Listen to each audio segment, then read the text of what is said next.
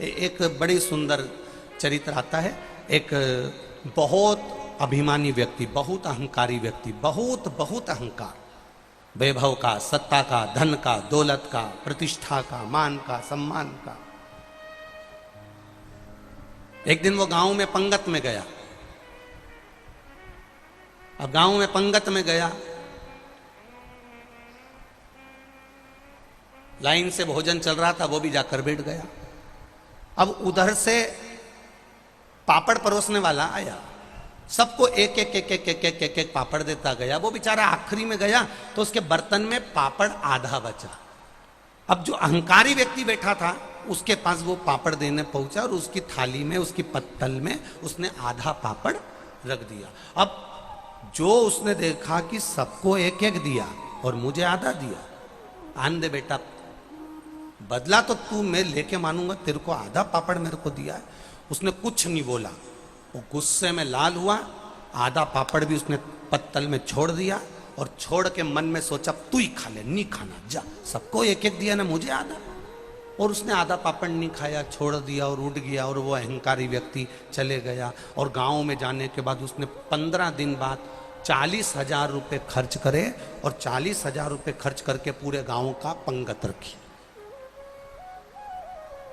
अब 40,000 रुपये खर्च करके पूरे गांव की पंगत रखी और पंगत में पूरे गांव का निमंत्रण रखा। सब जीमने आए, जिसने इसको आधा पापड़ दिया था वो भी जीमने आया। उसको नहीं मालूम कि इसको किस बात का बुरा लगा है, वो भी जीमने बैठा। ये आया, पापड़ लेके आया, सबको एक एक दिया, इसको आधा दिया, आधा दे के आगे निकल गया। इसको कोई फर्क नहीं पड़ा जिसको आधा पापड़ दिया।